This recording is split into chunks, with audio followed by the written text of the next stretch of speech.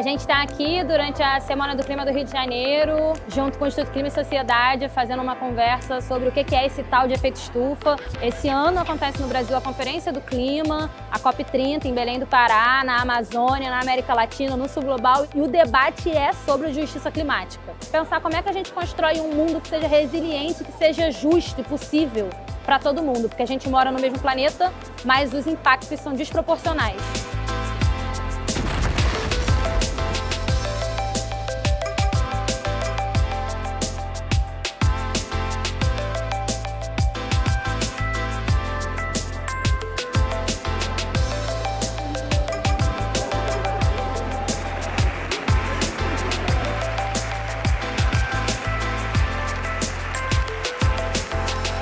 Desastres naturais e eventos extremos estão mudando a atratividade de bairros em regiões de risco e mudando o eixo da especulação imobiliária. Uma das coisas que eu tenho falado muito para as prefeituras, para os prefeitos, é estimular justamente a arborização, né?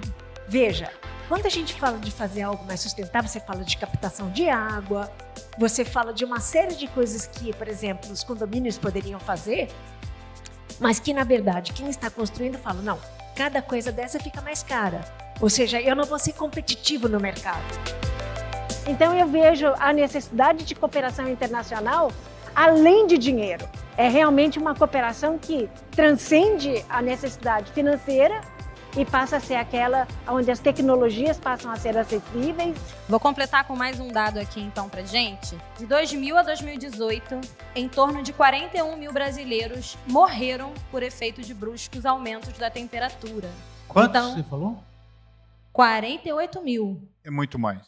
É muito mais? Por quê? Desculpa, eu sou médico, sou patologista. Nós temos em São Paulo a maior sala de autópsia médica do mundo, que fica na Faculdade de Medicina, para onde vão as pessoas que não têm atestado de óbito. Então, só para ter uma ideia, nesses extremos climáticos, a gente sai de um número de 45, 50 autópsias por dia para 70, 75. É como se você lesse o corpo urbano através das mensagens contidas no corpo humano. Não vem escrito clima na testa, não vem hipotermia ou hipertermia, mas a descompensação das doenças que a pessoa já tem. Esta terça-feira está sendo de temperaturas extremas. Pega no dia de calor e olha, e põe no asfalto. E o crioulo deve saber, você deve saber, que as pessoas deixam uma laje para construir o segundo piso em cima.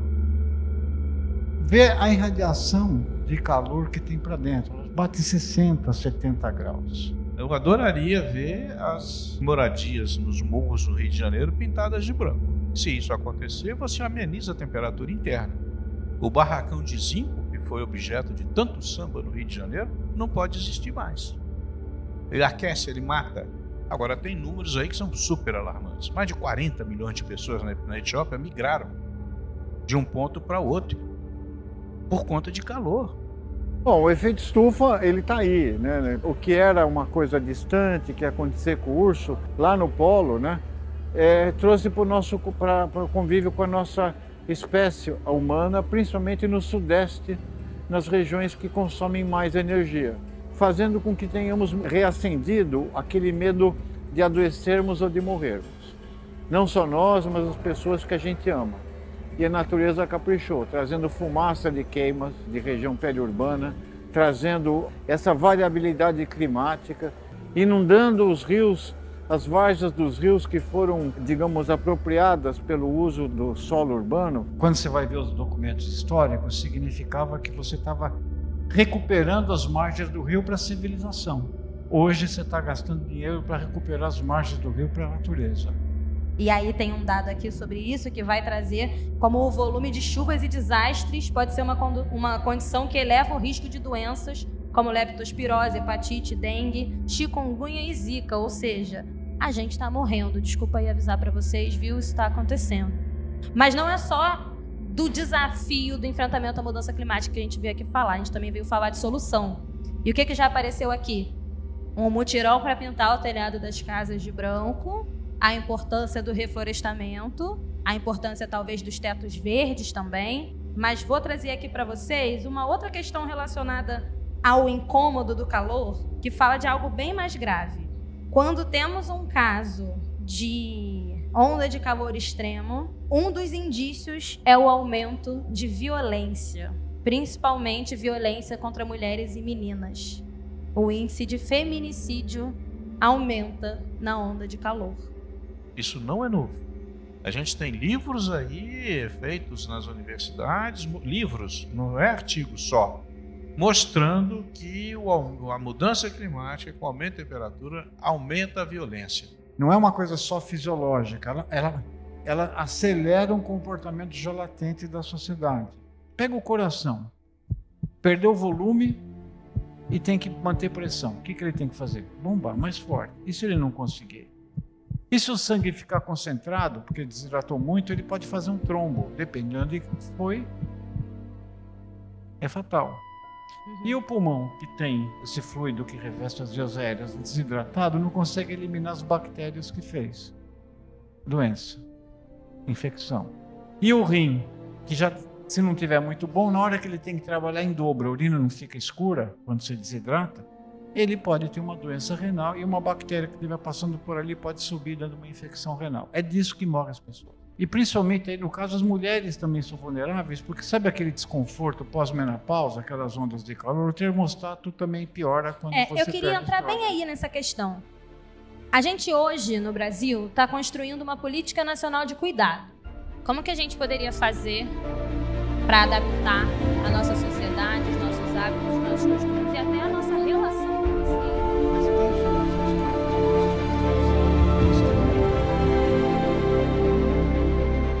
Eu tô aqui ouvindo e acho que não é uma coisa que a gente para ficar pensando. A gente não se dá conta. A gente vive a vida, né, da gente que Deus dá. Por mais que rápidas falas de premissa, muito contundentes, porque no meio do lance todo aqui eu só pensei como meu pai e minha mãe estão vivos. Os cientistas colocaram o planeta num plano, várias zonas climáticas. A única onde ele observa o aumento das fortes precipitações e projeta a continuação desse tipo de fenômeno foi justamente na região onde se insere o Rio Grande do Sul. Que a gente não pode repetir os erros. Ou seja, como é que a gente aprende a entender que a ciência está evoluindo no ponto de dizer para você que existem projeções e que essas projeções têm certeza sim, mas são suficientemente robustas em muitos casos para permitir, como no caso do Rio Grande do Sul, uma mudança de planejamento urbano, aonde estão as populações, aonde evitar toda aquela catástrofe que a gente viu.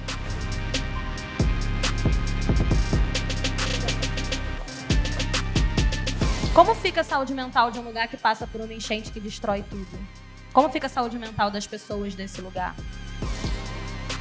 Eu participei de um debate com o secretário de Fazenda, secretário de Meio Ambiente do Rio Grande do Sul, e eu só não os destratei porque a minha mãe me ensinou a ser educado.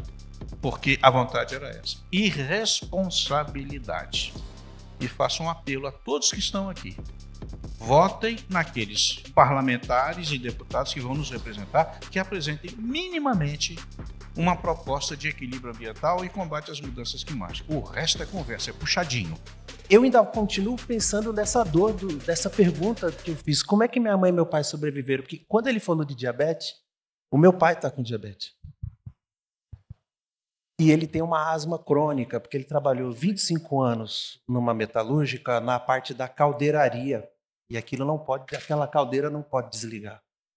E a gente morou 8 anos nesse barraco de zinco que você trouxe poeticamente. Eu lembrei, vai barracão, pendurado no morro e pedindo socorro, a cidade a teus pés. Vai barracão, tua voz eu escuto, não te esqueço um minuto, porque sei que tu és barracão de zinco, tradição do meu país.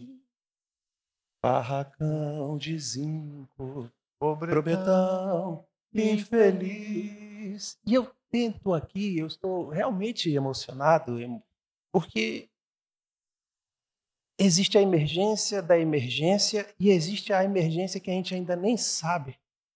Porque eu acho que existem ramificações de tudo isso. E a gente está na boca de 2030, esse terceiro milênio, os carros não voaram, que falaram que em 2000 os carros iam voar, e a gente está morrendo. Hoje é mais importante se financiar a defesa? Hoje é mais importante você financiar a guerra do que realmente você combater a maior guerra que nós vamos ter que enfrentar, que é a crise climática, né? Essa é a guerra que a gente deveria estar se focando, né, nesse momento.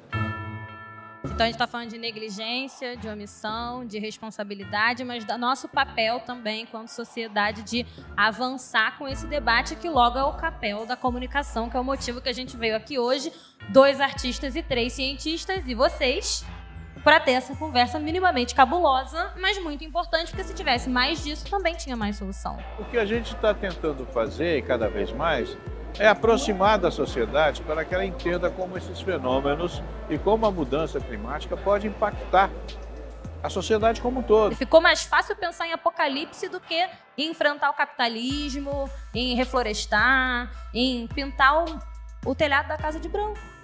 Se a gente tem a resposta, a gente tem o que fazer, a gente tem a ciência ao nosso lado, e a gente sabe que a gente quer justiça, e justiça não é só olhar para frente, é também olhar para trás. E agora? A gente só não tem o poder público. É isso. O poder intelectual e o desejo de transformação, que casa você quer deixar para os seus netos, isso existe.